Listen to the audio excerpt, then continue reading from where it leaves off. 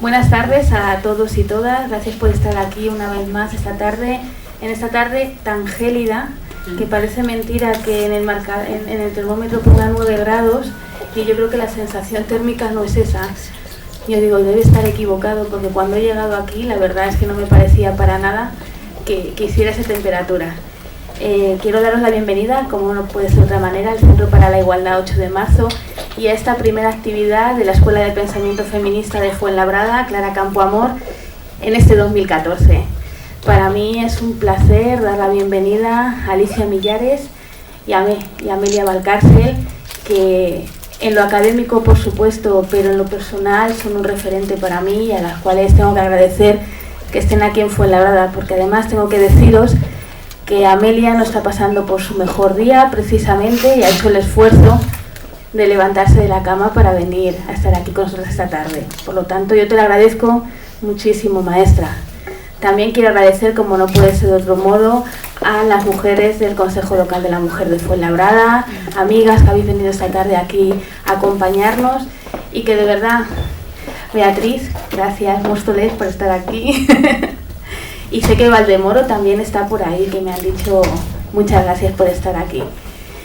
Y bueno, ¿qué puedo deciros? Que comenzar el año con estas dos amigas aquí acompañándome en esta mesa y además para hablar de un libro como Sexo y Filosofía, pues es además de importante, es muy gratificante. Pero sobre todo quiero agradecer a alguien que es muy importante en mi vida y que es Elena Las Heras, de la librería Mujeres, que haya permitido con la reedición de Sexo y Filosofía darnos la oportunidad de volver a hablar sobre este libro. Porque a mí me parece que un libro que se escribió en el 91, que ha tenido suficientes reediciones ya y que hayan apostado por traerlo de nuevo y permitirnos volver a leerlo, para mí es muy importante.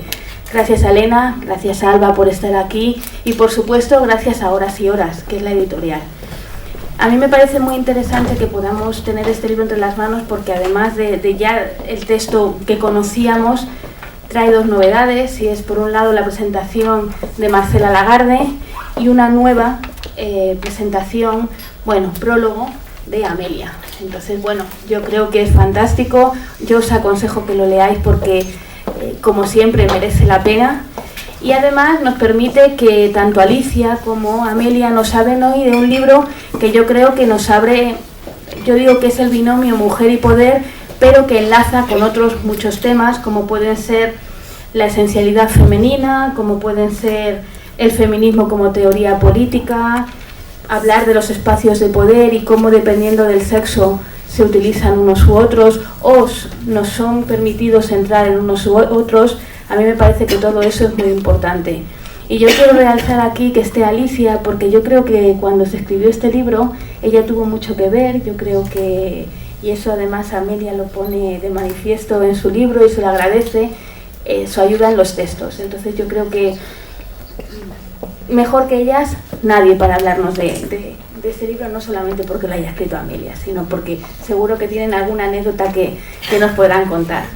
Yo no voy a deciros nada más, simplemente voy a pasar a leeros el currículum empezando por Alicia y luego pasaremos a Amelia y a ver qué he hecho yo con ellos porque yo sé que los tenía, Pues Alicia Millares es doctora en Filosofía y profesora de Filosofía de enseñanza secundaria, que además está muy cerquita de aquí, está en Parla y tienen una suerte los alumnos y alumnas enorme de contar con ella. Sus líneas de investigación son los aspectos sociales, políticos y morales del siglo XIX y su repercusión en la historia del feminismo. El feminismo como filosofía política y la democracia social y su perfeccionamiento. Como integrante del proyecto El Camino hacia la Paridad, y que luego, Alicia, sí que me gustaría que habláramos sobre ello, realizó varios trabajos respecto a la representación política de las mujeres en las instituciones, las repercusiones de la ampliación de las cuotas en los partidos políticos, realizando para ello una radiografía del Congreso de los Diputados en sus primeras 7 legislaturas que se llamó La paridad como derecho. En su trayectoria ha combinado teoría con el activismo político. Fue jefa del gabinete de la Consejería de Educación y Cultura del Gobierno de Asturias, consejera técnica de la Unidad de Igualdad de Mujer y Ciencia del Ministerio de Educación y Ciencia, asesora del gabinete de la vicepresidenta primera del Gobierno del 2008 al 2011 e integrante del Consejo Rector del Instituto Asturiano de la Mujer y secretaria de la Asociación Española de Filosofía María Zambrano. Entre sus múltiples publicaciones, porque no las voy a leer todas evidentemente, cuenta con Nietzsche o La Edad de la Comparación, Democracia Feminista, que os recomiendo encarecidamente, o Sufragismo y Teoría Feminista de la Ilustración a la Globalización. Como veis, un amplio y dilatado currículum y que, bueno, no voy a contar nada más. Alicia, te lo dejo a ti. Gracias por estar aquí. Gracias a ti, Silvia. Realmente es un gusto estar esta tarde aquí para hablar de un libro como Sexo y Filosofía. Por lo tanto, Silvia, realmente me parece que es un acto que además viene muy oportunamente. A ver si logramos explicar por qué. Tengo que agradecer muchísimo a Horas y Horas que hayan acometido otra vez la reedición de este texto. Decías anécdota del libro. Bueno, la primera anécdota que habría que decir del libro es que han pasado 23 años y que la memoria pasa factura, porque Amelia no se acordaba para nada de lo que yo había pasado al ordenador mientras ella iba dictando algunos capítulos del libro. Digo, ¿será posible que no se acuerde?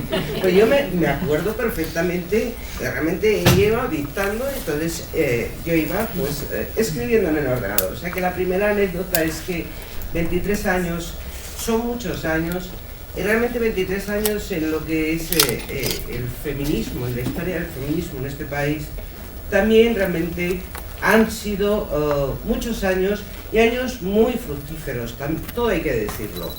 Bien, ¿qué tiene este libro? ¿Qué tiene Sexo y Filosofía? Yo creo que lo primero que deberíamos decir de él es contextualizarlo. Estamos en el año 91, 1991, y para mí creo que es el texto, es su primer texto, por decirlo de alguna manera, su primer libro sobre feminismo, pero sobre todo es un libro que marca el comienzo de algo que va a ser la nota distintiva en este país respecto del feminismo y respecto de la filosofía, junto con otro texto de Celia Amorós, que es hacia una crítica de la razón patriarcal. Inaugura realmente la potencia filosófica del feminismo y sobre todo le da valor al feminismo que hasta ese momento se veía nada más que en su aspecto vindicativo, y un texto como Sexo y Filosofía lo que hace es aterrizar realmente lo que el feminismo es. No solamente es una teoría vindicativa, sino que realmente es una teoría política, es una teoría filosófica que nos ilustra sobre cómo es el mundo y cuál es el mejor mundo posible. Y cómo es el mejor mundo posible no se puede tejer ni se puede hacer si no tiene realmente la variable del feminismo. En ese sentido es un texto que marca, la autora por supuesto, que marca realmente, digamos, es la presentación pública del feminismo como una teoría que realmente alguien quiera estar en el mundo no puede dejar de lado y que necesariamente, realmente, hay que conocer las claves del feminismo y de la teoría feminista. A mí eso me parece realmente enmarcar eso, que el feminismo es una teoría potente, filosófica, me parece que es de recibo y que por lo tanto acaban con algo que además oímos repetitivamente, ¿no? Hay muchas personas que todavía a día de hoy hacen como una separación entre la teoría feminista y la práctica feminista, que a mí tengo que reconocer que me enfada sobremanera, porque no hay acción política sin teoría, y la teoría realmente, para consolidarse como tal, necesita de la acción política. Van de la mano, van de la mano. No hay ninguna desconexión entre teoría y acción política. Y en ese sentido, el texto Sexo y Filosofía, a mí siempre me gusta decir que enlazan con otro texto de Amelia que me parece que es la continuidad de Sexo y Filosofía.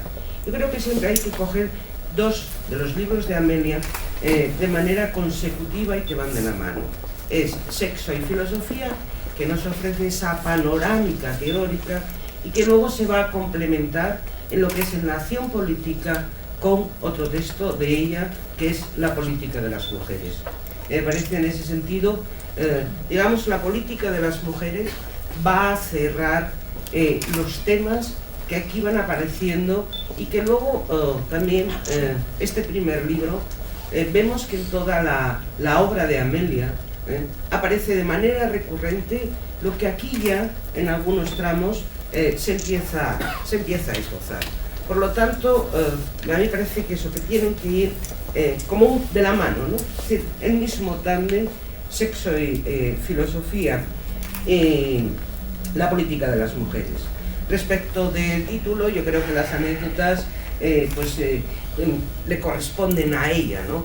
Es decir, es un título que en su momento hizo, si no recuerdo mal, que Nohanguren apareciera en los estantes de pornografía. Es decir, nunca estaba ubicado en el sitio exacto donde debía estar ubicado por ese título de sexo, ¿no? Sexo y Filosofía hacía que lo desterraran o hacia los estantes de abajo. Yo me acuerdo de ir a Nohanguren cuando se edita y demás, de ir a los estantes de abajo, que tenías que agacharte, coger el libro y ponerlo en la sección de filosofía, o los estantes de arriba, que te quedaba totalmente inaccesible. Digamos que era un título que dio lugar a cierta confusión. Como no voy a poder hablar de manera exhaustiva sobre todos los temas que aparecen ahí, e insisto, aparecen la mayor parte de los temas que luego a lo largo de todos sus siguientes libros se van a analizar en profundidad, sí que me gustaría tomar tres aspectos que aparecen en el libro, que aparecen además detalladamente y que no me voy a extender porque es a ella quien le va a corresponder realmente hablar del libro. Pero me gustaría empezar con una frase, no es quizás la frase que mejor enmarca lo que el feminismo es, los obstáculos con los que nos encontramos las feministas, y los obstáculos tanto teóricos como políticos con el que el feminismo tiene que caminar. La frase es la siguiente, dice así, en la página 133, dice: la autovaloración de nosotras es necesaria para llevar a término tareas que impliquen cambio social. ¿Y por qué he elegido esta frase? Porque creo que tiene dos connotaciones muy importantes. La primera, la referencia a la autovaloración. Las mujeres realmente necesitamos de la autovaloración y autoestima, que en ese sentido el feminismo nos da. Es decir, si tenemos que recalar en alguna de las teorías políticas desde el siglo XVII, realmente a las mujeres la única fuente teórica a través de la cual nos reconocemos, nos autoestimamos, ha sido el feminismo. Pero además en esta frase contiene también el aliento de lo que el feminismo es y de lo que las feministas queremos. El aliento de lo que el feminismo es y lo que las feministas queremos es ese cambio social realmente donde la igualdad de mujeres y varones sea una realidad, y eso da lugar a una realidad distinta a la que lo conocemos. Es una frase que además, a mi modo de ver, encierra muy bien el mensaje de este libro. Este libro cuenta todas las piedras en el camino que nos vamos encontrando las feministas y todas las piedras en el camino que contra el feminismo tiene que luchar. Y de todas las piedras, a mí me gustaría también resaltar tres que aparecen muy bien descritas en el libro. Una sería la piedra sociobiológica. Las mujeres y el feminismo se tiene que enfrentar a los argumentos sociobiológicos. Otra es la piedra moral, los argumentos de la moral, que dan precisamente los argumentos en contra de la igualdad de los sexos. Y por último, otra piedra que también se ha ido tejiendo a lo largo de estos 23 años, que sería las piedras políticas, todas las zancadillas que a lo largo de estos años, y según se describe en el texto, nos hemos tenido que enfrentar las feministas y el feminismo. No puedo analizarlo en detalle, pero sí que me gustaría dar algunas pinceladas de cada una de estas tres piedras. ¿En qué consiste la piedra sociobiológica? ¿Cuáles son los argumentos sociobiológicos? Yo creo que en el texto aparecen muy bien descritos. La sociobiología es una disciplina, digamos, de interpretación de cómo las personas funcionan en las sociedades de acuerdo a un binomio que teje y que se teje, que siempre es de la misma, siempre mantiene la misma estructura.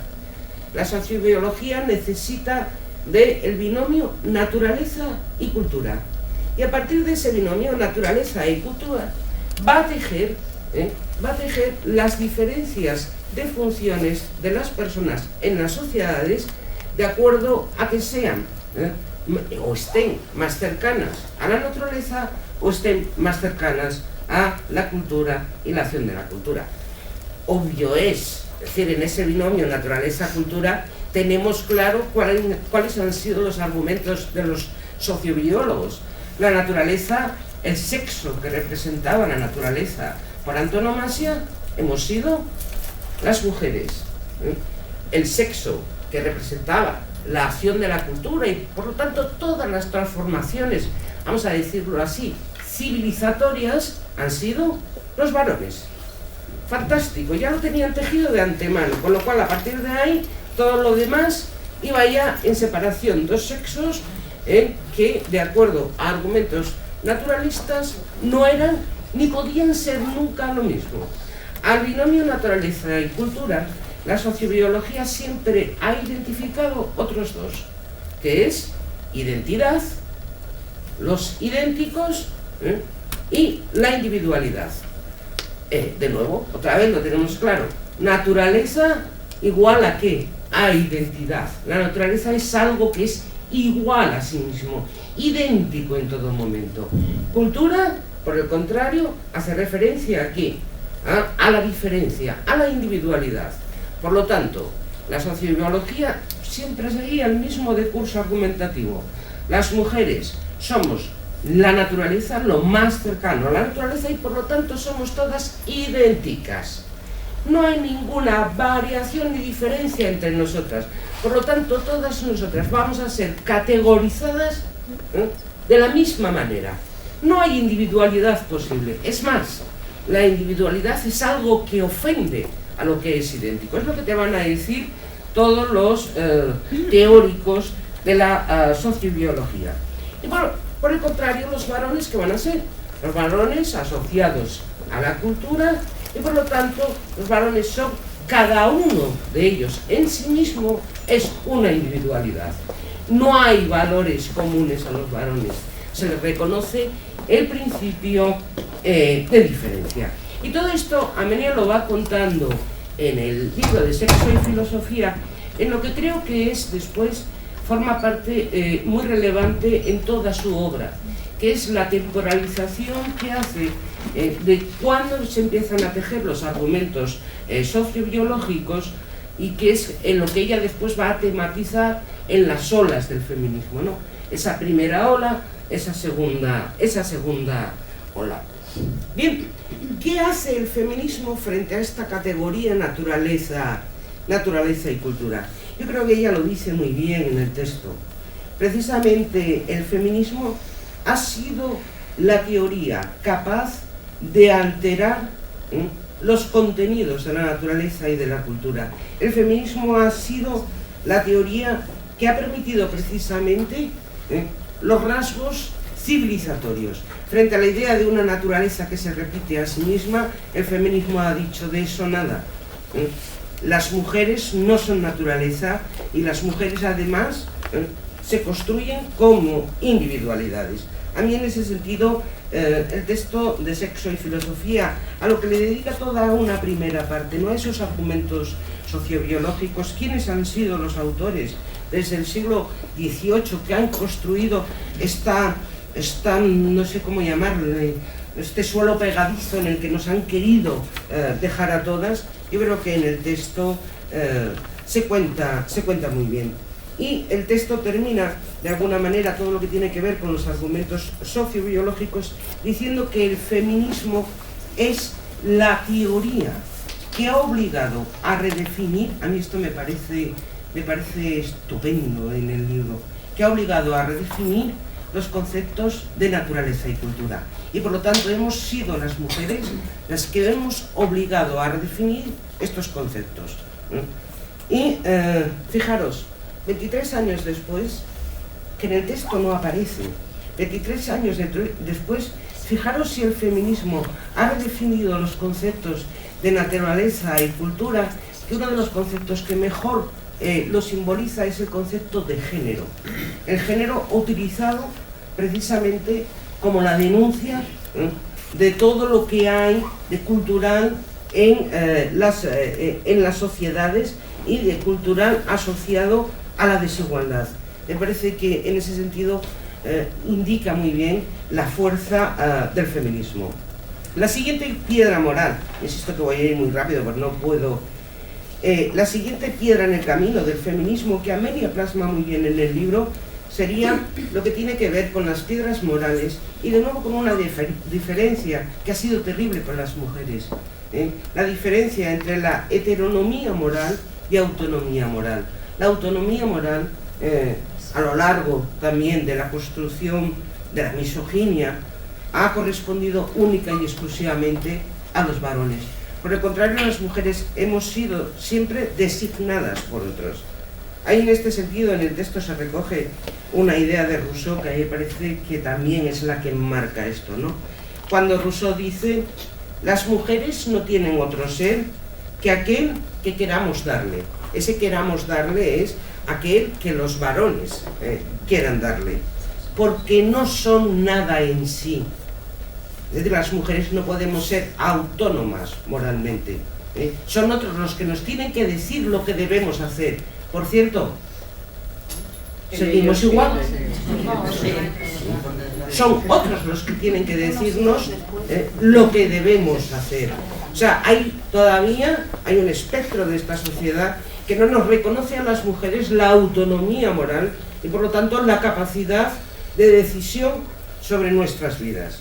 Pero siguiendo a Rousseau, para que veamos que hay muchos rousseauianos sueltos en nuestro país, porque no son nada en sí, sino que dependen de la opinión masculina. Y Amelia con esta cita realmente construye en lo que siempre se ha encontrado las mujeres, la percepción de las mujeres por parte de aquellos que nos tienen que decir lo que debemos hacer. Y Amelia lo construye con una frase que me gustaría también citar textualmente, porque si no la adulteraría. Dice así en una parte del libro, dice Amelia: la mujer nunca obra bien. Ora obra para un destino inconsciente, no obra, por lo tanto, como sujeto. Cuando tenemos que responder a nuestra feminidad, esa feminidad que alguien dibuja, que debemos responder a ella, Amelia dice, cuando obramos para ese destino que alguien nos ha fijado, no obramos bien, porque no obramos como sujetos, no obramos como individuos. Y, por otra parte, o bien obra como sujeto, cuando las mujeres obramos como individuos, como seres autónomos, entonces obramos mal porque no estamos respondiendo a lo que otros han decidido que debemos hacer. Parece que en ese sentido, para describir lo que es la heteronomía, en este texto se describe maravillosamente. Lo que concluye Amelia es que la piedra moral que se nos pone a las mujeres, es la de ser madre. Es decir, curiosamente, el pensamiento conservador no se ha movido ni un ápice de los argumentos moralistas y de los argumentos sociobiológicos. Y ya, sí, para acabar, la última piedra que se ha puesto en el camino al feminismo. Y digo piedra porque, a ver si lo logro transmitir, ha sido una piedra política. Como Amelia dice en el texto, el feminismo es una filosofía política, por lo tanto es una teoría de transformación de la realidad. Por lo tanto, el feminismo no se ha tejido en torno ni a quejas, ni a deseos, sino que tiene realmente una agenda política de la igualdad. En ese sentido, por lo tanto, y en el texto también aparece que me encanta, cuando dice que es el feminismo, o ha sido al feminismo, al que le ha correspondido agrandar y redefinir el campo de lo político, hasta el punto y el extremo que a día de hoy somos capaces de hablar de sociedades democráticas, más o menos democráticas, si incorporan o no incorporan la agenda de la igualdad. Hablamos de sociedades democráticas, plenamente democráticas, cuando la agenda de la igualdad ha sido incorporada. Pero dice otra cosa que me encanta en el texto. Dice que el feminismo ha sido realmente la teoría política que no solamente ha agrandado el espacio de lo político, sino que es la que ha traído la calidad de vida a todas las personas. A mí esa, que después lo vas a desarrollar en otros libros, pero aparece ahí de una manera, además, con esas palabras, ¿no? Ha logrado agrandar la calidad de vida de las personas, porque realmente la calidad de vida de todas las personas, mujeres y hombres, se ha agrandado cuando planificamos, por ejemplo, nuestra vida sexual, cuando no nos llenamos de hijos sin criterio ni planificación alguna. Y el feminismo ha contribuido a esa calidad de vida, de la planificación sexual. El feminismo ha contribuido a la calidad de vida de la planificación en la enseñanza, de que nuestros hijos han de estar en las escuelas. Y 23 años después podríamos decir que realmente el feminismo ha logrado en el terreno de lo político más que en el terreno de la moral y más que en el terreno de la sociobiología, por supuesto. Ha logrado que algunos partidos políticos hagan suyo y lleven en su agenda la agenda del feminismo.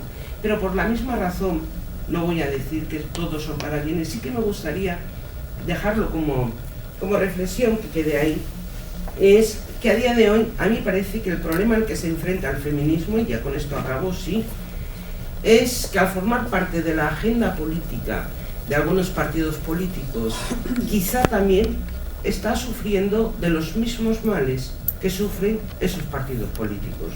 O dicho de otra manera, creo que de la misma manera que podemos decir que en los partidos políticos muchas de las decisiones que se toman parecen arbitrarias, quizá podríamos decir que en este momento el feminismo articulado políticamente también es muy posible que nos encontremos a una toma de decisiones arbitrarias. También es cierto que en el feminismo podemos a día de hoy, insisto, al estar articulado en los partidos políticos, es muy posible que uno de los problemas de las grietas del feminismo sea esa ausencia de reconocimiento, al igual que también en el seno de los partidos políticos, la ausencia de reconocimiento. En el tiempo largo no se ven las victorias. La impresión, por el contrario, de las militantes tiene que ser, y casi siempre es, que no se consigue nada. Y que lo poco que se consigue se pierde en nada. Pensemos, por ejemplo, cuando empieza la lucha por los derechos políticos, que empieza en 1860. En realidad antes, en 1848, en el manifiesto de Seneca Falls. La lucha por el voto se obtiene en algunos países en el año 1920, o sea, 80 años después. En otros, 100 años después. ¿Cuántas generaciones de mujeres militantes pasaron que no vieron resultados? La mayor parte no vieron ningún resultado. Simplemente sabían que estaban metidas en algo y que aquello parecía no avanzar nunca. O que cada vez eran más y estaban mejor organizadas, o incluso una sensación extraordinaria, que cada vez tenían más razón. Porque tener razón en política no consiste en decir una cosa antes, sino en que mucha gente se lo crea y te acompañe. Entonces, cuando tienes razón, obviamente. Pues no es lo mismo tener razón y ser, yo qué sé, Elizabeth Taylor Mill, tienes razón, y encima tu marido está totalmente de acuerdo contigo y tienes razón, se hace elegir diputado a los comunes y hace el primer gran discurso en defensa del voto de las mujeres, pero no pasa nada. Bueno, pasa que le votan unos cuantos y votan todos los demás en contra y dicen, uy, qué inteligente ha sido siempre el señor Mill. Pues esto seguro que se lo ha escrito su mujer. Bueno, está el pobre tan enamorado que se entiende que es cuando un hombre se enamora hace cualquier cosa. Entonces le felicita a todo el mundo, le votan la mitad y asunto concluido, ¿no? Pero claro, la sensación que tiene, por ejemplo, el gran movimiento feminista británico en 1912, cuando realmente es capaz de convocar en la calle a gente como nunca se ha visto tanta para pedir el voto, es una sensación diferente, es una sensación de tener razón por la cantidad de compañía, ¿no?, en la que se tiene razón. Y aún así, yo recuerdo una fotografía fantástica que hay de sufragistas y hay una niña pequeñita que está cogida a la mano de su madre. Saben que las sufragistas, lejos de ser como las pintaban en televisión española, eran unas señoras por lo general bastante guapas y vistosas que sistemáticamente se vestían de blanco, no de negro, de blanco, porque es un color alegre, hermoso y con mucha presencia. Y entonces convocaban las mañanas blancas, ¿no? Entonces se iban todas vestidas de tal a donde hubiera que ir. Y los desfiles los hacían siempre con una gran previsión estética, ¿no?, de impostar estéticamente el movimiento. Pues de las que salen en la foto sobre la niña vio el voto. Es decir, hubo muchísima gente que estuvo trabajando muchísimo tiempo. ¿Eso qué nos enseña? Que pensemos siempre en el plazo largo y en el plazo medio, porque quienes nos precedieron fue lo que hicieron. Si se hubieran dejado simplemente llevar por el humor o por las fuerzas que en cada momento tuvieran, pues probablemente se hubieran aburrido antes o después y hubieran dicho, bueno, hay tantas cosas que hacer, el cultivo de la lenteja es tan bueno, el invernadero proporciona enormes satisfacciones íntimas, la costura después de todo no es tan mala. ¿Quién ha dicho que no puedo salir a ligar otra vez? A ver si fulanito todavía se acuerda de mí.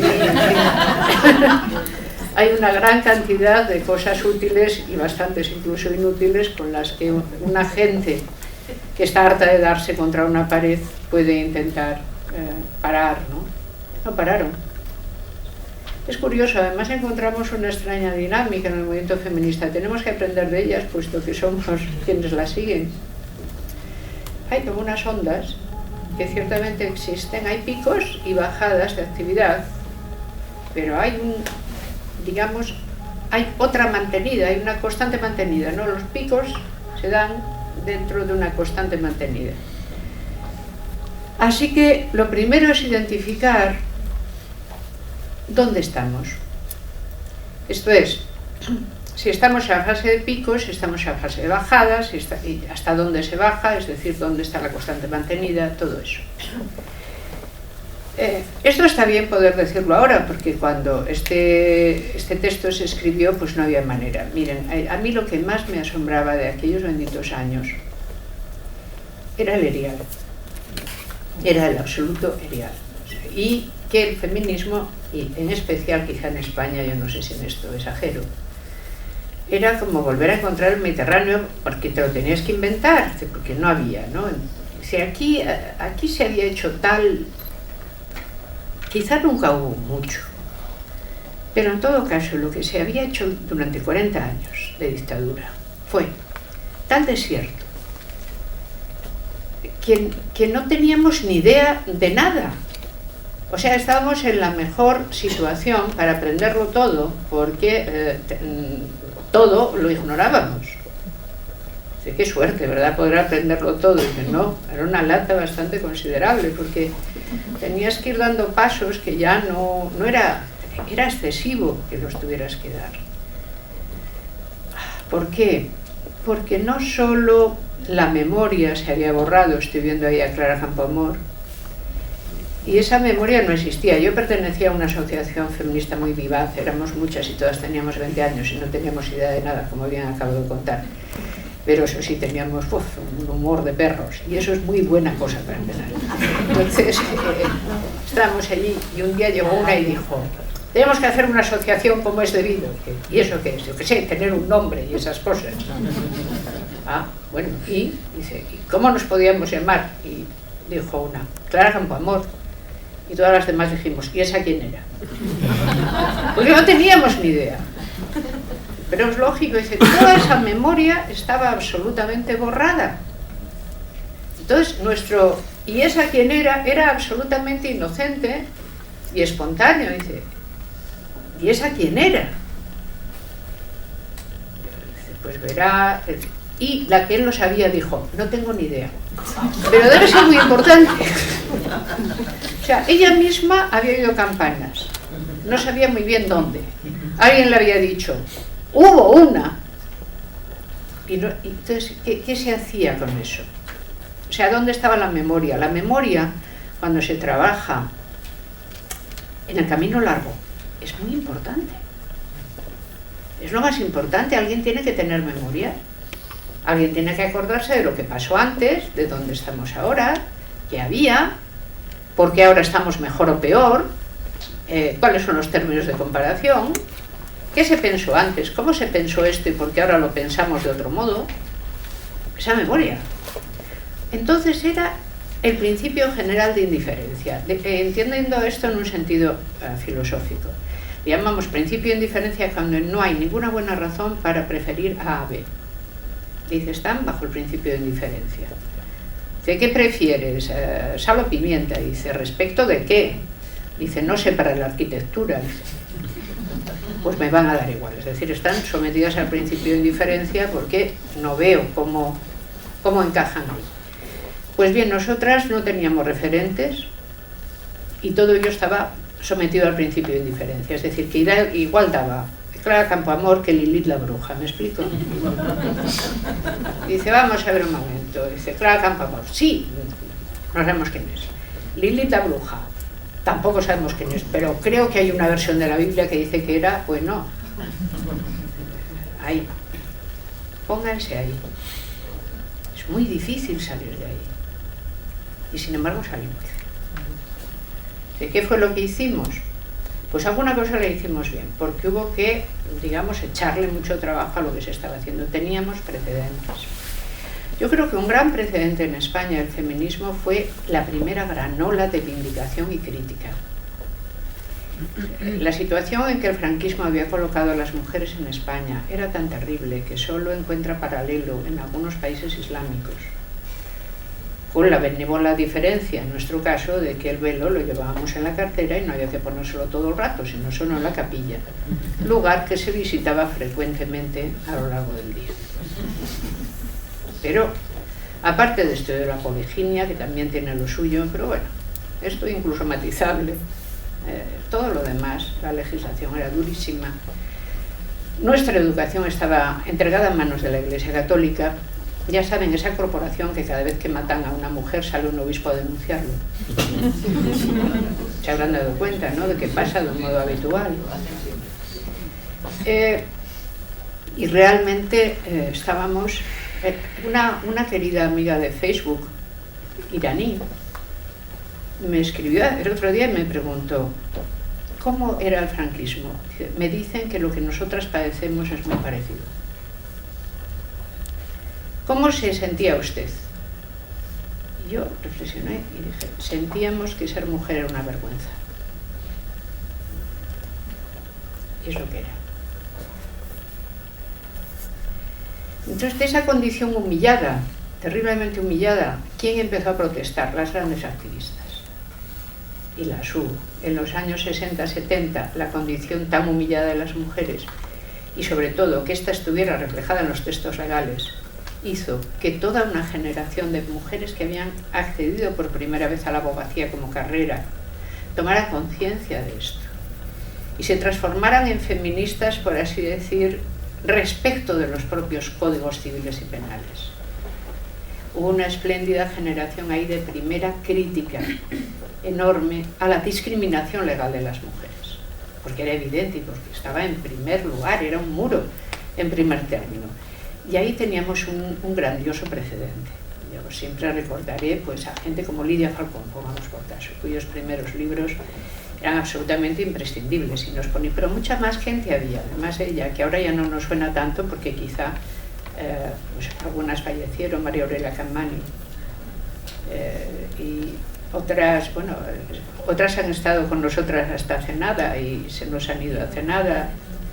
Es decir, que Victoria Sau, a la cual estuvieron haciendo un homenaje a gente, digamos que ¿qué es lo que hizo? Que una especie de fenomenología crítica de qué significaba ser mujer y por qué era injusto. Y hacían textos de agitación sumamente agudos, y no solo agudos, sumamente inteligentes, agudos, yo diría que retóricamente perfectos. Empezaron a publicar en los primeros 70, ultimísimos 60, Carlos Castilla del Pino, primerísimos 70. Hasta el año 72 había, no diré que una apreciable literatura vindicativa feminista, porque no era apreciable, lo que pasa es que tenía mucha repercusión, pero eran muy pocos títulos. Lo sé porque los tengo todos los que no me mangaron. En aquellos tiempos los libros se mangaban sin la menor mala conciencia. De hecho, ustedes pueden dejar en mis manos cualquier cosa, a sus hijas e hijos, sus tesoros más preciados, el chal que más deseen, la colcha que heredaron de su madre, incluso la cartilla del banco, pero no me dejen un libro. Porque cuando tengo un libro delante, a mí se me olvidan todas las normas morales. Yo soy de aquella generación que los libros no tenían dueño y eran propiedad común. Sobre todo una vez que los has leído, les coges más cariño todavía y no los das. Vamos, caen en un pozo sin fondo. Un libro que a mí se me deja hasta luego. Luego se van por un camino sin final, se acabó. Bueno, pues yo tengo todos los que alguien como yo, por ejemplo Oliva ahí sentada, que es otra, no le dejen jamás un libro tampoco a ella. Todos los que ella no me mangó, o bien ella, que vino después y ya heredó el comunismo, por ese lado, comunismo librístico, en estos términos, todos los tengo, y son 120 y tantos. Quiero decir, tampoco era una floración tal. No, son 120 y tantos. Los que se publicaron, pues, en unos 7 años. Bueno, no está mal, pero son muy desiguales. Me explico. Da igual un libro que en efecto fuera muy claro, por ejemplo, Muerte Civil de la Española. ¿De qué va? Pues va de por qué en efecto no hay derechos políticos, ni civiles, ni penales, ni nada que se parezca. Todo bien explicado uno detrás de otro. ¿A qué te diré yo? Mujeres famosas en la historia, que igual te sale Hipatia de Alejandría que la cortesana Laida. Es decir, a todo era... ¿Qué se hacía? Mucha traducción de algunos de los grandes textos que se estaban creando entonces. Shulamit Firestone, Kate Millett, por ejemplo. El segundo sexo no se había editado en España. El segundo sexo estaba en el índice, puesto por la Iglesia, ¿saben? Esa corporación de la que he hablado antes. Entonces, no se podía editar y no se podía vender. En las librerías, los libros que estaban en el índice no estaban nunca en la estantería. Y si los libreros los tenían una parte especial de la librería que se llamaba El Infierno. Y allí solo bajaban a sus clientes más distinguidos. Y entonces, a lo mejor estuvo alguna vez Simone de Beauvoir junto con las 120 jornadas de Sodoma, o sea, que era lo que solía ver en el infierno aquel. No nos engañemos. Yo los textos que he leído en la editorial Losada del segundo sexo los leí en universidades hispanoamericanas. Y por cierto, que como Losada editaba sin cortar, estaban sin abrir. Es decir, los habían comprado, pero nadie los había leído. No hay problema, no causaron así las deletéreas influencias que se les podían suponer, ¿no? Era todo muy, muy duro y pelín extravagante en aquellos tiempos. Y estoy hablando exclusivamente hasta el momento del 75, y que cuando nuestro dictador se muere, ya hay un apreciable movimiento feminista, pero claro, somos unas auténticas pelagatas veinteañeras. Bueno, incluso habría gatas que no se habrían dejado pelar por nosotras de ninguna manera. Unas niñas recién metidas en la universidad, pocas en cada carrera y alimentadas en efecto por esta literatura, digamos, vindicativa, ¿no?, que existe. ¿Dónde encontramos la primera barrera? Primero, la política conforme. Evidentemente la política conforme era el franquismo, allí no había nada que contar, semejante cosa. Las mujeres se sabía lo que eran y eran seres protegidos. Recuerden incluso que en un alarde en España existía una cosa que se llamaba Patronato de Protección a la Mujer, que era la institución que regía los reformatorios para mujeres. O sea que la protección llegaba hasta ahí. Allí van a parar cualesquiera chicas que no hubieran tenido la precaución de ser honestas, por descontado.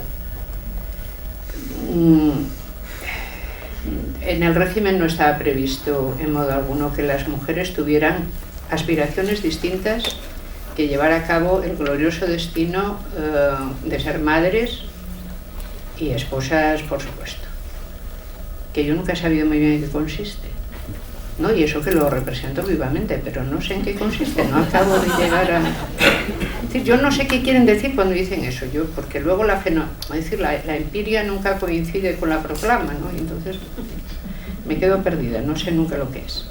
Pero entonces lo proclamaban mucho. No solo lo proclamaban mucho, nos daban una vara verdaderamente extraordinaria, porque lo que más odio yo de esto es, en el colegio, en el mío, que era de cuidado, pues, porque ya íbamos emoderneciendo, llegó la semana inglesa, que era eso de que el sábado por la mañana no había que ir al colegio, y por la tarde tampoco, que era siempre había sido una cosa que nos habían dicho que era un horror y un extranjerismo que no había que seguir. Que lo bueno era que el jueves por la tarde no se trabajara y todos los días de la semana sigue el domingo a misa. Y que eso era la semana española. Y de repente aquella gente cambió y se hizo adicta a la semana inglesa, y que yo nos parece una idea, bueno, simplemente extraordinaria. Nos hicimos adictos a la semana inglesa, a Burke, a Lord Snowdon, a quien hiciera falta, vamos. De que venga más de eso que nos gusta. Bueno, pues no se les ocurre más que decir que el sábado por la mañana hay que hacer actividades de formación y que nada, cuando ya creíamos que ya por fin nos habíamos librado, tenemos que ir allí el sábado por la mañana. Y llegamos para allá y se pusieron a explicarnos muy seriamente que éramos mujeres, por si no nos habíamos dado cuenta. Entonces, ahora que ya sois mayorcitas, 14 años, hemos de aprovechar esta nueva semana que va a haber a partir de ahora para enseñaros vuestros deberes como mujeres. La parte buena y gimnástica era andar por un pasillo con un libro en la cabeza para adquirir unos buenos andares. Eso estaba bien, porque tú hacías ejercicio y tal, pues bien, claro. Así te acuerdas para siempre cómo se hace. Luego no lo has vuelto a hacer, pero te acuerdas, ¿no? Por si lo necesitas. Y bien, pues luego venían, digamos, la cosa individual, ¿no? En qué consiste esto, lo del sacrificio, lo de la abnegación, y todo nos parecía estupendo. O sea, a medida que sonaba, yo veía además que de todas mis compañeras que eran más brujas y más malas eran las que más asentían. Yo miraba para aquellas sabiendo cómo sabía el tipo moral que aquellas individuas escondían debajo de la piel, y me preguntaba, ¿pero por qué asienten tan delicadamente? Son las más brujas de la clase. Y todas sí. Y cuando seáis madres de aquellas. Y tengáis muchos hijos, las normales, aquellas. Oye, ¿qué cosa tú? Sabían perfectamente ponerse, es como cuando alguien tiene oído absoluto, ¿no? Tú escuchas un acorde y dices, oh, lo cogí. Esto es... sí. Esto va a ser un fa. Pues aquellas nada, oían a la señora Sor decir ella y ellas se ponían inmediatamente en fa mayor. No había ningún problema. Vamos, no perdían compás, no perdían armonía. Claro, cuando acababan aquellas clases por 4 horas allí con el libro y aquello. Aparte de que la mitad del sábado que tú te decías, esta voy a ser cuando me acabe yo el libro de Guillermo Brown que tengo a mitad y tal. Dices, tenías que estar aguantando aquello. Claro, salías con la cabeza amueblada de una manera peculiar, un poco peculiar. Pues esto era que el régimen tenía, digamos, previsto para las mujeres. Pero uno puede decir, sí, pero el régimen tenía contestación. Había otra gente que estaba enfrente, había otra gente que quería derribar aquel estado injusto y absurdo de cosas. Eso fue lo que nos enteramos cuando llegamos, sobre todo, a estar en los aledaños del sexto de bachillerato, preu, y enfilando hacia la facultad. Enfilando hacia la facultad pocas, porque la mayoría de las chicas se quedaban en el bachiller elemental y eso sí llegaban. Las que enfilábamos, digamos. Entonces era cuando te enterabas de que había partidos políticos ilegales y decías, esta es la mía. Ya está, a mí no me vuelven a echar el rollo ese en la vida, yo por el contrario ya sé lo que tengo que hacer, tengo que ponerme a donde más se vayan contra esto y a fondo allí me meto yo porque esto es insoportable. Llegabas para allá con todo tu buen humor, oye, y descubrías que pensaban lo mismo de ti que los otros. Solo que ellos no te lo iban a contar por gracia de Dios, te lo contaban porque sí. Es decir, los otros te decían que era que Dios lo quería, y los otros no necesitaban a Dios para eso. Simplemente les parecía de perlas. Entonces te quedabas así diciendo, pero a ver un momento, ¿dónde estamos? Se ha roto la barca. ¿Quién tiene la tabla? Mirabas, no había tabla. Y dices, no, pues yo aquí no me quedo a ahogarme, ¿eh? Entonces, había que salir adelante. Y vive Dios que salimos. Una de las cosas que a mí más me molesta de este ministro, que no paráis de citar, y no pienso yo citarlo porque ya lo citáis todas demasiado. Este soberano... Este chico, en una palabra, que más me molesta es que, coño, perdón, pero cuando el feminismo español ha logrado realmente ser respetado en toda Europa, se nos tiene por algo, se sabe que hemos caminado bien, en buena dirección durante varias legislaturas por algo, y que nuestras posiciones están cambiando, nuestro papel social ya ha cambiado, etc. Llega este tipejo y nos pone a la cola de todo simplemente por las buenas. De tal manera que aquellas que antes nos decían, cuéntame fulanita, ¿cómo es eso? Ahora tienen que venir a ver si nos ayudan. O sea, ¿dónde nos...? Oiga, don usted, ¿le importa que hagamos también una acuestación del domo para las pobres mujeres españolas? Que gracias a usted están ya convertidas en la hez y la escoria de Europa. Es que... Pero bueno, de verdad, pensemos en el plazo medio y largo. Pues este era el panorama, no era un gran panorama. En ese buen que había, empezó a haber. Los grandes libros y textos de aquellas, digamos, de las Vindicaciones, y no en vano le pusieron además aquella magnífica revista Vindicación, que además como nos la leíamos era devorar.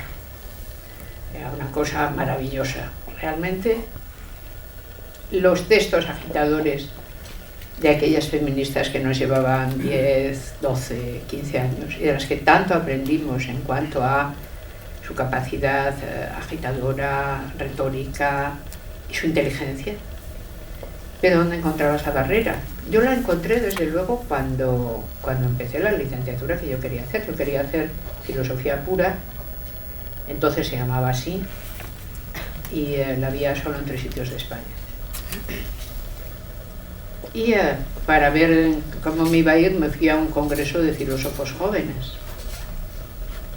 Fue un congreso estupendo, se celebraba en Galicia, en Santiago de Compostela, y nada más que llegamos, nos metimos todos en el mismo bar, no cabíamos.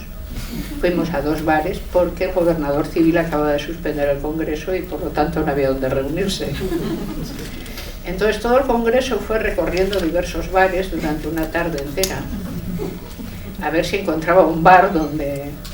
Porque simplemente el lugar que nos habían previsto para poder realizar el congreso, como al estar prohibido, no había lugar. Acabamos, no me acuerdo dónde, pero era muy lejos, muy fuera de Santiago, en lo que parecía ser el primer piso de una especie de taberna que había debajo, donde todo el mundo sentado en el suelo, empezó a decir cómo veía él la situación y por qué, y qué había que hacer. La gente pedía ordenadamente la palabra, había un moderador que le daba la palabra y la gente, si quería responder a lo que había oído, pedía la palabra y daba la palabra. La relación, yo era la única chica en mi clase de filosofía en Valencia, la relación de mujeres respecto de varones en aquel congreso podría estar entre el 5 y el 7%. Aún hasta hace poco, filosofía llamada pura es la única licenciatura, o era la única licenciatura de humanidades que era sobre todo masculina. Yo empecé a escuchar las intervenciones, una detrás de otra, y me empezó a extrañar una cosa. Cada vez que intervenía un chico, alguien decía, lo que ha dicho el compañero quiere decir, y entonces yo, porque yo pienso y me parece. Intervinieron 3 chicas. Oye, simplemente fue, siguiente.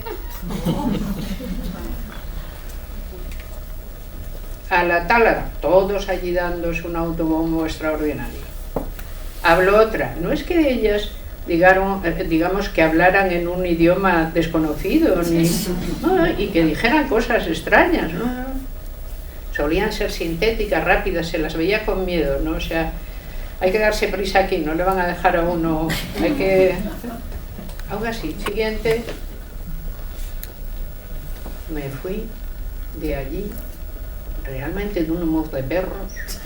Me enfadé con mi novio como primera providencia. Sí, esto pasaba mucho, porque claro, tú acababas de ver esto y consultabas y decías, fulanito, ¿qué te ha parecido este? Y el fulanito decía, ¿a mí? ¿Por qué? ¿Qué?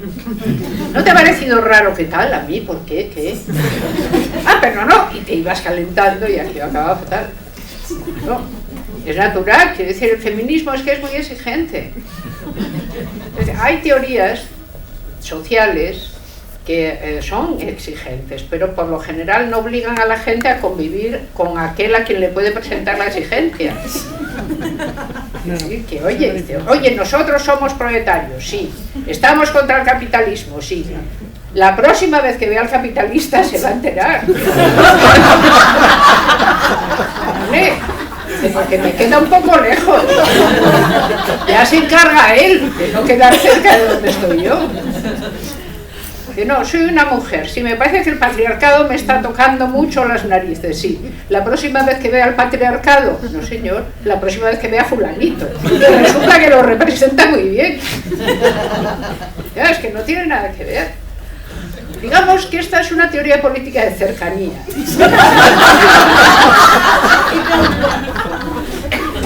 Y entonces tiene, digamos, pues, juega en otro terreno. Juega en otro terreno. ¿Qué pasó entonces? Pues que yo caí de mi sueño dogmático, o sea, la cosa era ver una cosa. Las ORES no te dejaban vivir. El franquismo no te deja existir. Los partidos políticos en contra del franquismo no están de acuerdo que tú seas capacidad de existencia tal y como la tienes medio pensada. Pero aquí el mundo del concepto tampoco parece que esté por la labor. Está esto un poco mal, ¿no? Está un poco mal. Por lo tanto, yo recuerdo tener un par de auroras en esta vida. Una fue irme paseando y pasar por delante de esa librería que ha citado Alicia, que en los sintéticos a priori. Kant dijo que había juicios que no eran empíricos y no eran analíticos. Es un juicio analítico aquel que no necesitas probar porque es siempre verdadero. Un triángulo tiene 3 lados. Allá donde haya un triángulo tendrá 3 lados. Es un juicio analítico. Hay un juicio sintético. Por ejemplo, ¿qué les diré yo? Es probable que mañana a estas horas no haya nadie aquí. Dice, oiga, o es verdad o no es verdad, me tengo que poner mañana aquí y ver si pasa o no pasa. ¿Vale? Y hay unos juicios que se llaman sintéticos a priori, es decir, son aquellos en los cuales nosotros, aún sin probarlo, sabemos a priori que son verdaderos. Por ejemplo, si llueve, el suelo probablemente se moje. Bueno, pues Alicia cree eso respecto de la librería Ojanguren. Porque les ha contado a usted no sé cuántas veces dónde estaba este libro en la librería Ojanguren, sin contarles que Ojanguren es una librería muy conocida de Oviedo, cual si ustedes tuvieran la santa obligación sintética a priori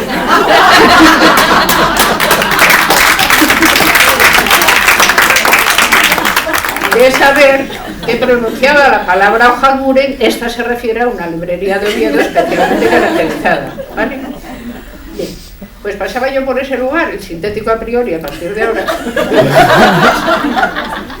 miro el escaparate y veo un libro de la editorial Península que pone algo así como lenguaje y filosofía analítica, y veo Victoria Camps. Mi única idea en ese momento que se me puso en la cabeza fue ¡una! Por no decir ¡otra! Pragmática del lenguaje y filosofía analítica. Era su tesis doctoral. Un peñazo. Ella lo sabe, tengo permiso para ello. Además, le dediqué sexo y filosofía. No se puede, tiene que salir de alguna manera aquí. Ya está claro. Yo que vi aquello dije, una. Hay una. A ver quién es. Me compré el Pragmática del lenguaje y filosofía analítica y ni siquiera lo encontré peñazo. No. Lo encontré estupendo. Además, yo leía unos peñazos muchísimo peores. Aquí, vamos, no tenía nada que ver. El lado de Gíntica, aquello era maravilloso. Y luego se hizo un congreso de filósofos jóvenes, otro. Esta vez legal, porque nos dejaron reunirnos. Y entonces apareció una señora de voz agudísima que hablaba todo el rato, levantaba el dedo y decía cosas muy sensatas y todas seguidas empleando unos palabras de estos que empleamos en filosofía, realmente capaces de hacer temblar a cualquiera. Y me dije yo, ¡otra! ¡Dos! ¡Amorós! Y entonces me dije, ya hay con quién hacer el camino. Está claro que hay con quién hacer el camino. Es muy importante no estar la primera. Muy importante, porque sí, yo siempre empiezo a desconfiar de estas que en el currículum ponen. Fue la primera mujer que ingresó no sé dónde. Yo en esto ya no voy a decir todo lo que pienso, no lo voy a decir. No voy a decir, no, pero puedo hacer una cita de Cervantes, no, ni siquiera. En todo caso, es muy importante porque parte del camino, el camino de la filosofía, ellas lo llevaban hecho. Y habían adquirido además ya en él cierto crédito y fueron para mí realmente mis mejores amigas y mis grandes madrinas y me ayudaron siempre en todo. Me ahorraron muchísimas cosas yendo con ellas. Recuerdo con Amorós cuando en los primeros congresos, claro, en los congresos hay que hablar mucho, te guste o no te guste. Yo luego descubrí que me gustaba y no tenía problema, pero al principio lo pasaba fatal. Entonces yo recuerdo estar sentada al lado de Celia y Celia pegarme un codazo y decir, pida la palabra. ¿Para qué? Para que pidas la palabra. Pero si no se me... ¿Qué pidas la palabra? Vale. Te echaban al ruedo. Y después con Victoria, igualmente, la sensatez increíble que siempre ha tenido Victoria para pensar todas las cosas. A pesar de que siempre estamos en la parte opuesta de la calle que haya, dice, ¿dónde queda la otra acera? Dice, no sé, yo estoy en esta, dice, espera que me voy para la otra. Siempre, esta experiencia magnífica de la amistad intelectual con personas con las que en tantas ocasiones, sin embargo, sobre todo con Victoria, no tienes un acuerdo completo. Ni lo vas a tener, porque las cabezas son distintas. Y la amistad asombrosa con Celia, con esa capacidad que tiene realmente ontológica, porque es alguien cuya memoria ontológica es asombrosa. Y eso me permitió a mí hacer este libro. Yo había hecho mi tesis doctoral, una tesis sobre Hegel. Y antes Alicia me recordaba que hay mucho de esa tesis aquí, y es verdad. Este libro es un libro sumamente hegeliano, es cierto.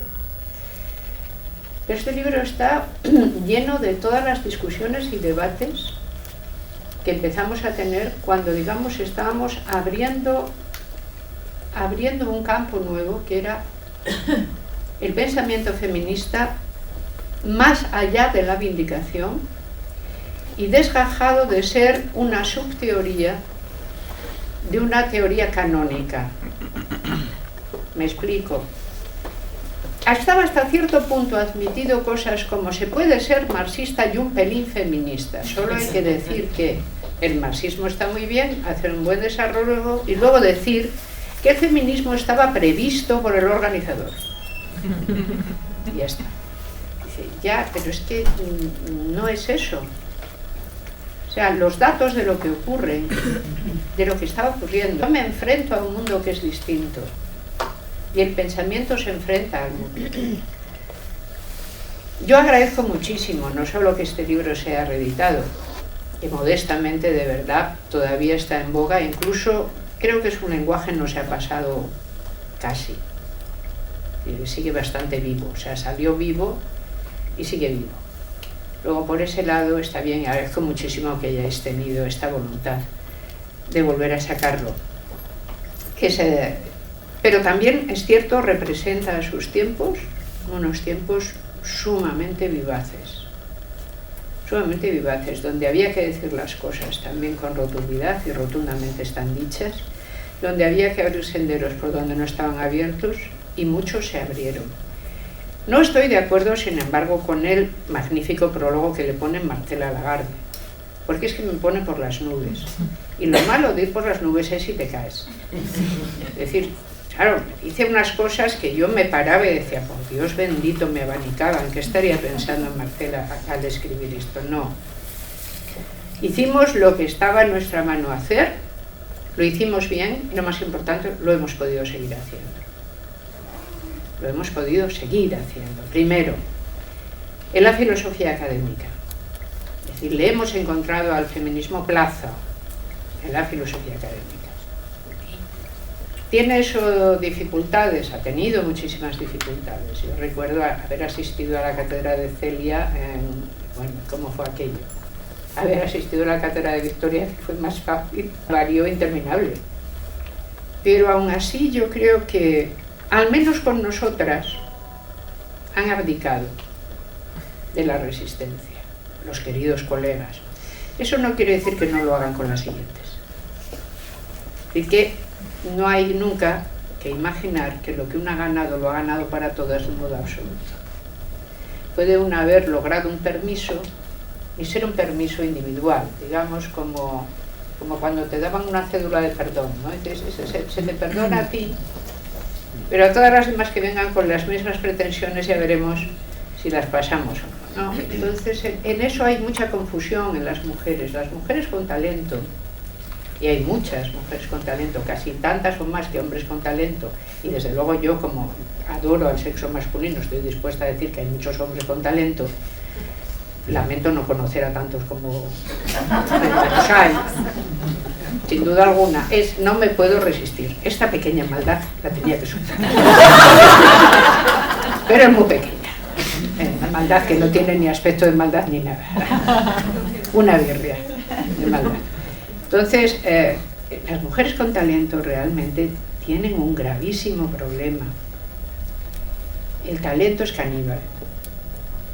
El talento, si no encuentra dónde ir, destruye a la persona que lo tiene. Hay talentos que son muy diferentes unos de otros, pero cualquier persona con talento, y los talentos porque son diferentes, cada uno conoce el que tiene que encontrar a qué dedicarse. Cuando es verdadero, porque es como una fuente que constantemente demanda cauce. Y si ya no hace algo, es caníbal. Sencillamente empieza a acabar con la persona que lo tiene.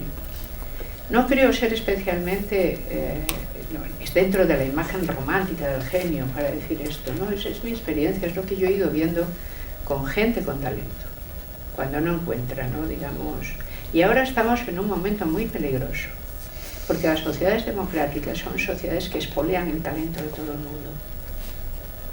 Y díganme realmente, ¿puede el talento de todo el mundo conformarse con la vida de las instituciones, o con la vida fabril que nos dan, o con la vida productiva que nos dan, o con el horizonte de valor de la riqueza extrema? Es muy de dudar.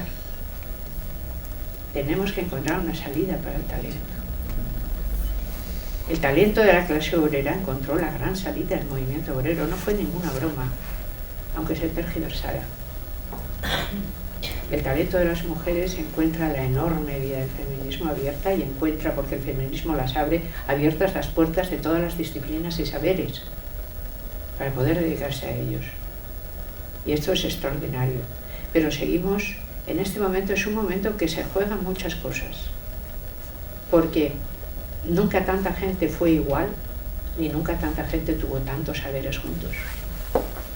Y por lo tanto el mundo está en un momento especialmente nunca antes visto. Yo creo que es una gran cosa el mundo que vivimos. En todo caso, hay de lo que ha dicho Alicia, sí que es verdad que a mí se me había olvidado completamente que yo le dicté varios capítulos de este libro, se me olvidó por completo. Yo creí que los había escrito yo sola a mano y con un pizarrín, vamos, de ponernos. Pero sí, porque he visto que en el prólogo digo que te doy las gracias por tu ayuda con los textos.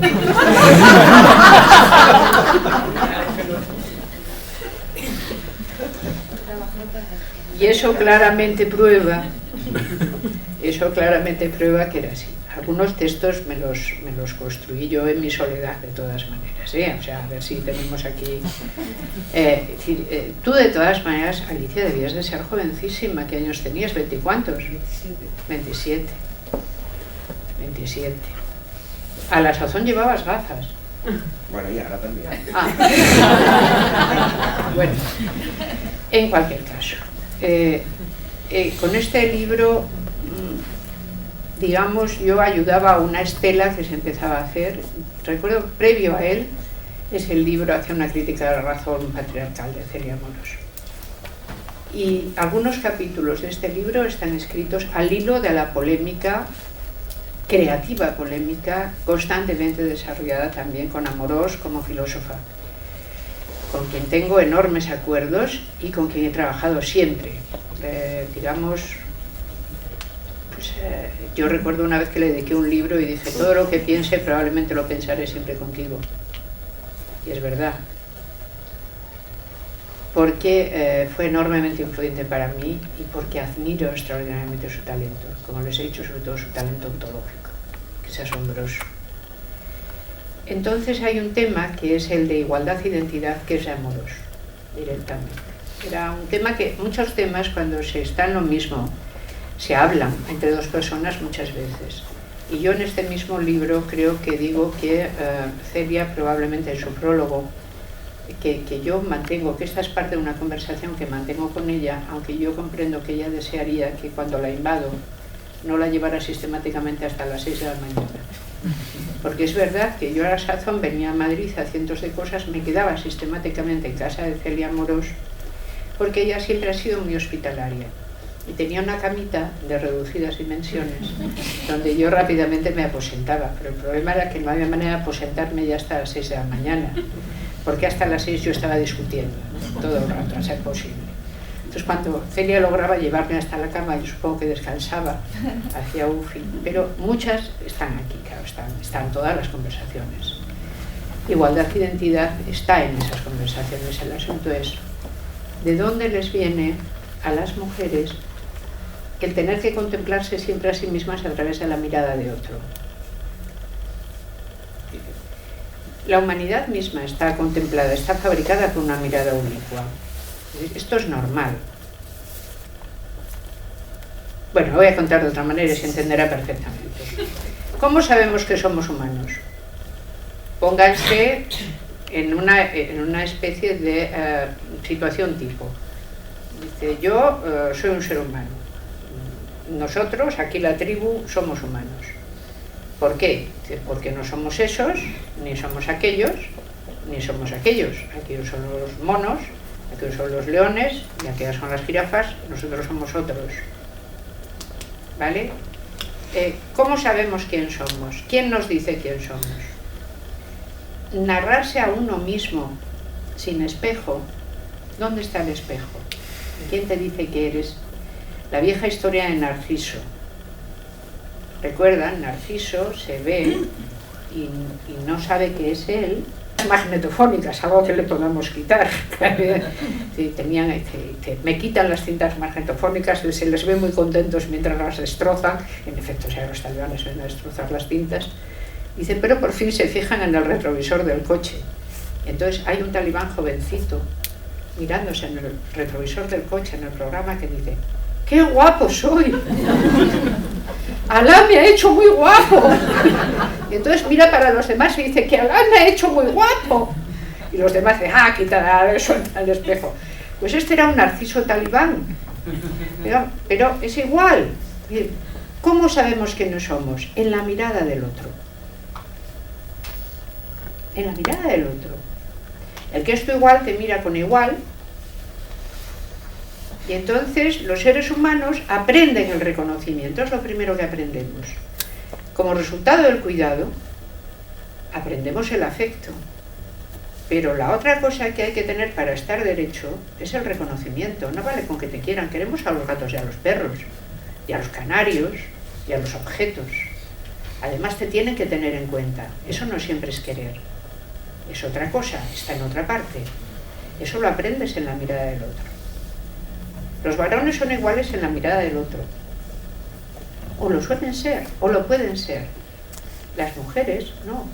Las mujeres están, como decía Schopenhauer, al menos mientras el feminismo no les da otra manera de verse, enemigas una de las otras, todas desconfiando unas de las otras, porque están constantemente fabricadas por la mirada del otro. Entonces, ¿de quién tienes que desconfiar? Que esta, de aquella, quiere lo mismo que yo. Está en lo mismo que yo. ¿Cómo se rompe eso? Las mujeres hemos sido construidas con una mirada heterónoma y estamos dentro de la heteronomía. Y eso es lo que hay que romper. Lo primero que hay que romper es la heteronomía, pero eso no es nada fácil. ¿Para qué? Para llegar a tener un estatuto de individuo.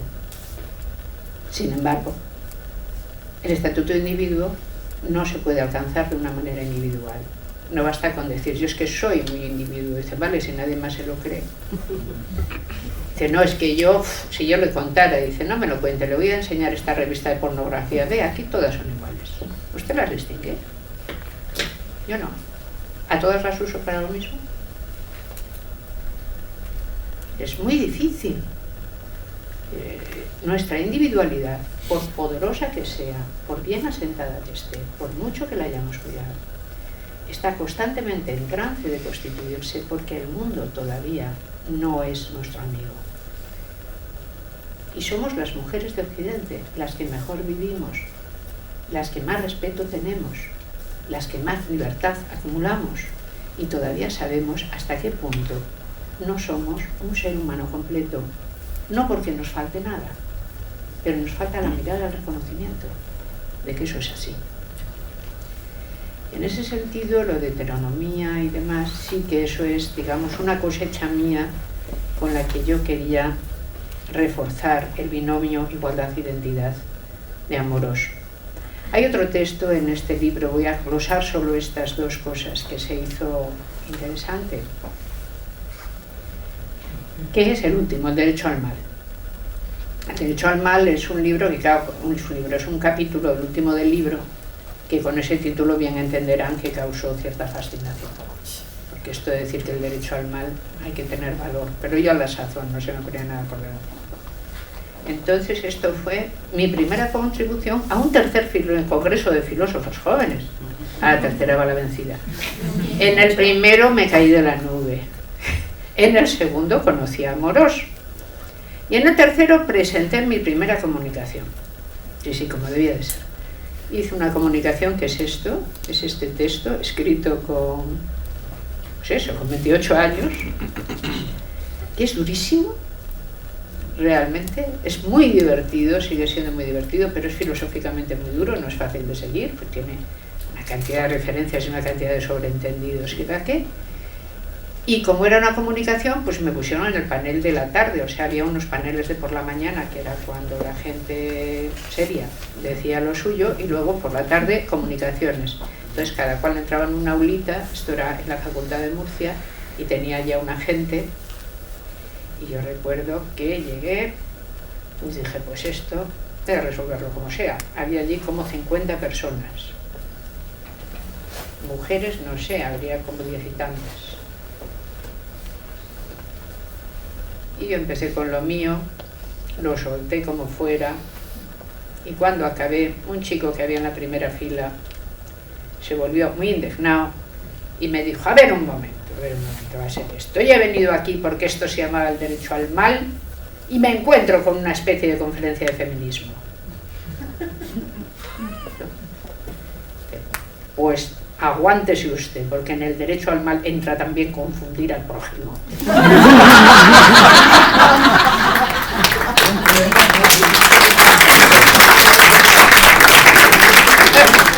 Salí por donde pude, porque era evidente que aquello no tenía salida, ¿no?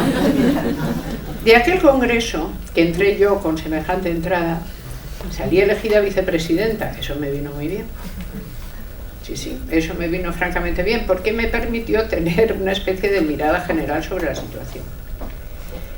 Y fui vicepresidenta un año y presidenta al siguiente. En el que fui vicepresidenta estaba Oliva Blanco. Yo me dije, esto va a ser una cosa que vamos a empezar aquí en condiciones. Y por lo tanto, como yo era vicepresidenta, no mandaba nada, como es lógico, le encargué a Oliva un seminario que se llamaba algo así, como si el feminismo es siempre una ilustración. Porque había un tema del que en España no se había hablado jamás, que era del siglo de las luces, el pensamiento ilustrado, el movimiento ilustrado, bueno, nada, simplemente tailerial. Y como Oliva se estaba dedicando, dado que el Centro de Estudios del siglo XVIII quedaba en la facultad, arriba del todo, y a ella le ha gustado siempre subía mucho, y estudiaba a los ilustrados españoles allí. Entonces la gran cacicada que hice fue encargarle a Oliva que por favor hiciera un seminario sobre ilustración. Entonces fui cuando me di cuenta de la segunda parte, que tenían todas estas partes, claro. Oliva se pone a dar su seminario sobre ilustración absolutamente erudito y lleno de todo, y primero entra un muchacho seguido por 5 más con coloretes pintados. Sí, con coloretes pintados. El primero, el que llevaba la fila, era un catedrático extremeño. Esto no lo es culpa, ni la primera ni la segunda parte. Y se pasean tontamente, simplemente interrumpiendo el seminario, ¿no? Luego yo pregunté a los demás que tenían seminarios si habían ido a interrumpir a cualquier otro. Evidentemente no. O sea, tú puedes interrumpir un seminario que haga una mujer, por descontado, y si va de feminismo, por descontado. Pero no vas a interrumpir el seminario que haga un colega, ni mucho menos que haga un catedrático y te puede hacer la puñeta a la vuelta de la esquina en cuanto te pesque en condiciones y arreglarte la vida. Ahora, ir con tus queridos niñitos más amados de tu clase, borrachitos todos y con coloretes, a molestar a un seminario de feminismo e ilustración y de pensamiento ilustrado, ¿por qué no? Este era el ambientito. Este era el ambientito. Total, que cuando conseguimos que aquella gente se fuera, volvieron con todo, una vez que hubieran tomado un poco más de alcohol, todavía nos quedamos ya, digamos, las más interesadas. Y Oliva pudo seguir desarrollando el seminario. Hasta que una mujer que estaba con 2 niños en el seminario, atrás, porque claro, tú a la ponencia de don Menganito Fulanes no vas con 2 niños. Vamos, ni loca. Pero muy al contrario, renuncias al saber desde el mismo instante o renuncias al niño o encuentras una manera de arreglarlo. Era un seminario que da una feminista, llevas a los niños para que griten, para que hablen, para que molesten, porque oye, ¿qué problema hay? Vamos a ver. ¿Qué problema hay? Total, que la de los niños, una vez que Oliva acaba de contar a Feijóo, que tiene mucho que ver, como podrán comprobar con lo que sigue, Oliva cuenta a Feijóo, cuenta más o menos el discurso de defensa de las mujeres de Feijóo y cómo estaban las cosas. Va la otra y dice, yo no estoy nada de acuerdo con vosotras. En vez de decir, cállate niño, o cosas así normales que esperábamos todos, no. Porque yo, durante el parto, tuve múltiples orgasmos. Qué ona aquella. Tuve múltiples orgasmos. Aquella mujer se aprovechó de que yo todavía no había parido. Porque si llego a haber parido, me la tiro al cuello. Y no me están viendo ustedes porque sigo en la cárcel. O sea, no solo se encontrabas, pues eso, he venido aquí a expresarme.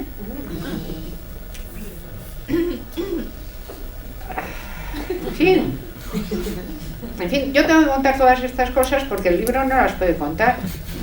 Solo cuenta lo que le metí dentro. Pero todo esto era a su alrededor. Y para ser su alrededor salió bastante bien. Salió bastante bien y logró lo que quería, que es muy importante, unificar el lenguaje en muchas cosas.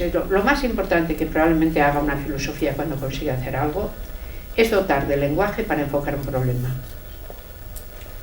Y yo creo que eso, este libro lo logró. Y cuando ustedes lo vean, observarán que mucha de su terminología es la que siguen usando.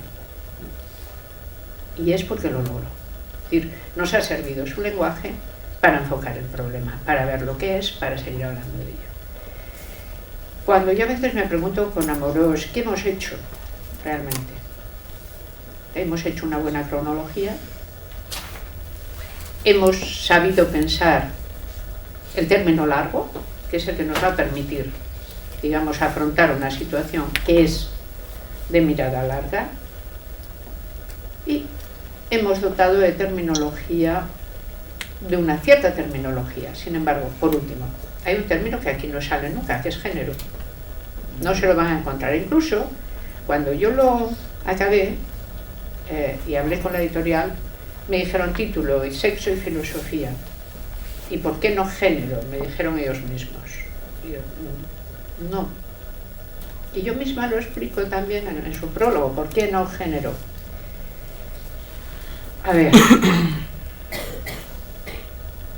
Porque las mujeres... Este libro produjo confusiones extraordinarias. Se lo compró Valdano, ¿se acuerdan de él? Era uno estos del mundo del fútbol. Claro, fue a la feria del libro, de eso me enteré yo, y vi una cosa que ponía sexo y filosofía, y digo, aquí ir a imaginar a dónde llegó la blasfemia, pero tenía un título equívoco. Es verdad, y tú te lo encontrarías en pornografía, pero de todas maneras en la librería esa que queda en el Círculo de Bellas Artes, cuando yo iba a buscar el feminismo siempre lo tienen allá abajo que te tienes que arrodillar como si estuvieras... O sea, dice, oye, feminismo, dicen ahí, dicen, jolín, me he hecho musulmana. Y una cosa tremenda lo que hacen con el feminismo esta gente. Yo recuerdo una vez haber ido con mi hija y las dos agatas por aquella librería. O sea que no le pasaba solo a este pobre, le pasa lo que le echen allí, por lo menos en ese sitio. Pues, ¿por qué no? Porque yo no tenía muy claro. Género es una categoría que viene en último término de la antropología, cosa que no se dice nunca. Y que es la que emplea Margaret Mead, de alguna forma, cuando dice realmente todo lo que normativamente es sexo,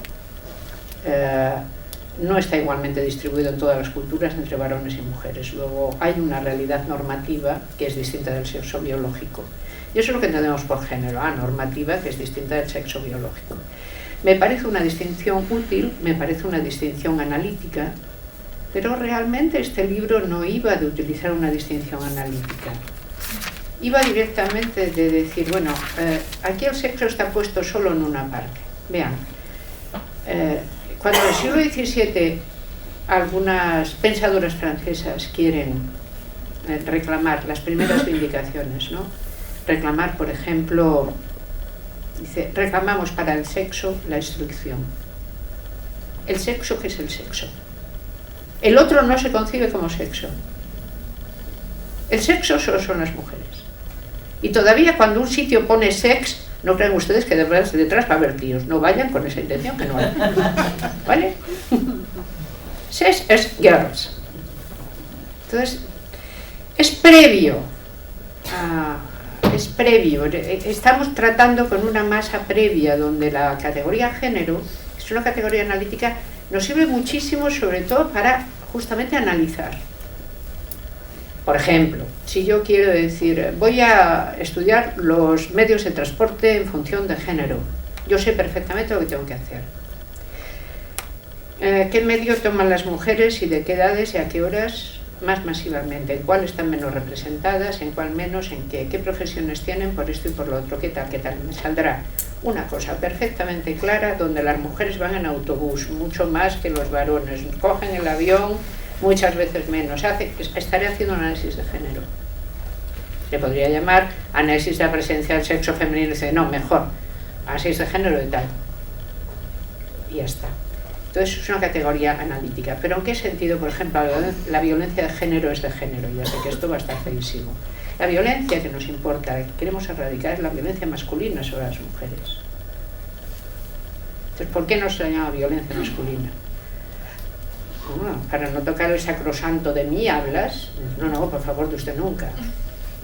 No sé que se enfade, jamás. Yo, que va, mi inocencia, nunca. Entonces, esto todo es un poco así. Es decir, hay un uso que es exacto y yo creo que científico de la categoría género, que es entonces muy útil, y hay un uso político de la categoría género que simplemente se usa para no decir feminismo. Y ese uso a mí siempre me ha parecido deplorable, porque yo creo que hay políticas feministas y políticas antifeministas, no políticas de género. Hay análisis de género. Dice, según mi análisis de género, sucede que las mujeres no acceden aquí. Entonces, que deseo la política feminista que impulse que vayan ahí. Dice, una política de género, no, que una política feminista que vaya ahí. Pero no nos pasa a nosotras solas, digamos, utilizar indistinta, es decir, género no lo quise utilizar porque me parecía que no estaba claro en el uso qué era lo que quería decir. Yo lo entiendo perfectamente qué es lo que quiere decir cuando es una categoría analítica, porque sé lo que es. Ahora, cuando ya se dice hacer políticas de género, no sé de qué género son. Claro, ¿qué género son las políticas de género? O sea, ¿qué quiero conseguir? No me atrevo a decir feminismo. Desde luego en América era esto, directamente, en América del Sur. Pero ¿qué pasa? Dice que se enteraron, que tan tontos no son. Yo recuerdo una vez que nos encontramos un panfleto precioso, Millares, tú y yo, esta vez me acuerdo perfectamente de que estábamos juntas, que nos pasó a alguien y que decía la ideología del género, y que estaba escrito por varios... Era la iglesia. Bueno, es la Iglesia Católica, pero estaba encargado.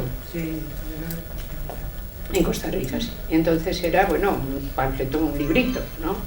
Hablando de lo malvada que era la ideología de género. O sea que después de todo y pese a todo el trabajo se habían llegado a enterar de qué iba el asunto y ya les resultaba igualmente odioso decir feminismo que género. Entonces yo no utilicé género, ciertamente, porque no veía, no advertía en el uso que se hacía entonces muy poco y ahora excesivo de la palabra género a qué se refería. A veces era transmutar el nombre feminismo para no citarlo, a veces era incluso más difícil, entonces preferí no usarlo para yo misma no favorecer ningún tipo de confusión. A lo que era feminismo se llama feminismo y ya está. Y nada, ya, en fin, ha sido un placer, estarán hartas, yo lo explico perfectamente, no me llamen tanto y hasta luego. Muchas gracias.